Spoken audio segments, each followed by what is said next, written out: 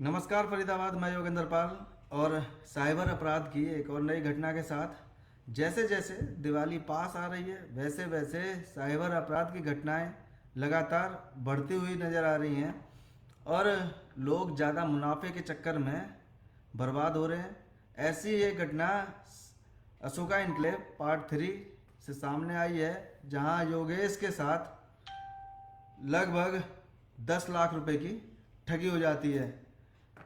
योगेश कुमार ने बताया कि मैं Ashoka enclave part 3 sector 35 Faridabad का रहने वाला हूं और मैं एक प्राइवेट नौकरी करता हूं। योगेश ने बताया दिनांक 8/9/2024 को मेरे पास मोबाइल नंबर व्हाट्सएप पर एक प्राचिता नाम से मैसेज आया, जिसमें मुझे स्टॉक मार्केट में पैसे लगाने पर ज़्यादा रिटर्न के फ़ायदे बताए और मुझसे 3 लाख रुपए की डिमांड की।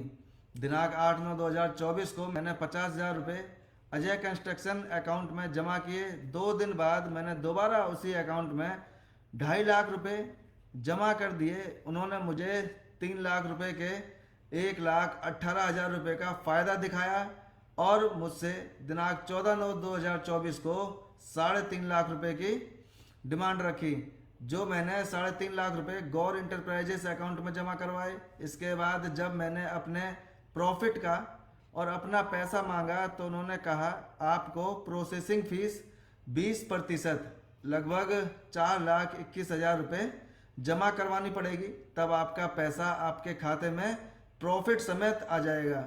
जिसके लिए मैंने दिनांक 18/9/2024 को टू ब्रदर कॉफ़ी सॉल्यूशन के अकाउंट में 50,000 रुपये जमा कराए और उनसे रिक्वेस्ट करी कि अभी मेरे पास और पैसा नहीं है, कृपया करके मुझे मेरा पैसा और प्रॉफिट आप अकाउंट में भेज दें। जो बकाया रहेगा मैं आपको पूरा वापस कर दूंगा। परंतु उन्होंने साफ मना कर दिया और कहा जब तक पूरा प्रोसेसिंग फीस 20% आप नहीं देंगे तब तक आपका पैसा नहीं आएगा।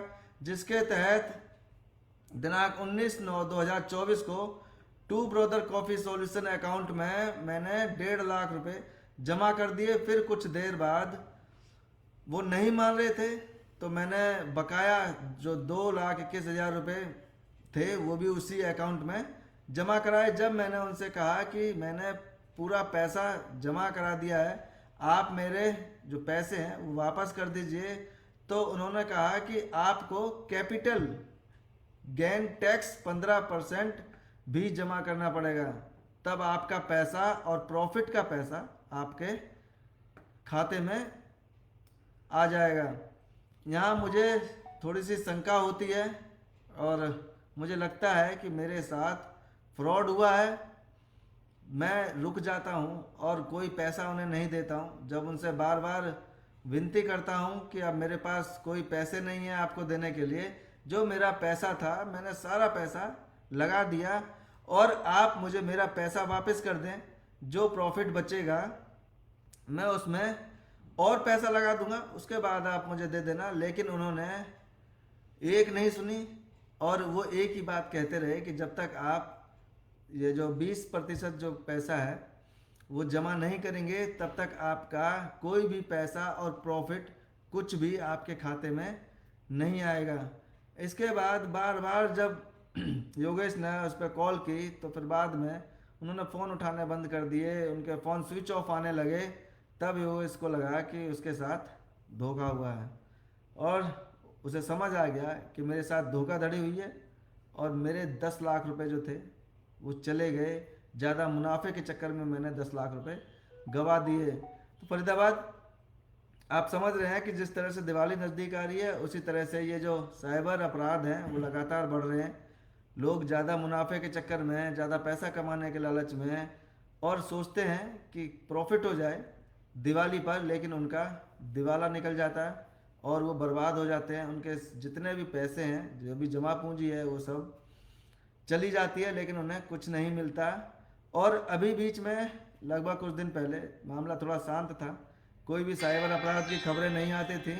लेकिन जैसे जैसे दिवाली नज़दीक आ रही है, त्योहारी सीजन चल रहे हैं, वैसे वैसे लगातार ये साइबर अपराध है ये लगातार बढ़ रहा है और लोग इनके झांसे में आ रहे हैं और ठगे जा रहे हैं। अपने पैसे गंवा रहे हैं मुनाफे के चक्कर में, चाहे किसी और तरीके से, तो आप भी सचेत रहें और दिवाली तक इस तरह के किसी भी लालच में ना पड़ें, नहीं तो आपको भी अपनी जो जमा पूंजी है वो गंवानी पड़ेगी और आप भी कहीं ना कहीं धोखाधड़ी का शिकार हो जाएंगे। तो फरीदाबाद, आपसे विनती है कि कृपया करके किसी भी व्यक्ति के या किसी भी मुनाफे के लालच में ना आए। जोड़ेंगे आपको शहर की अन्य महत्वपूर्ण खबरों के साथ। बहुत बहुत धन्यवाद।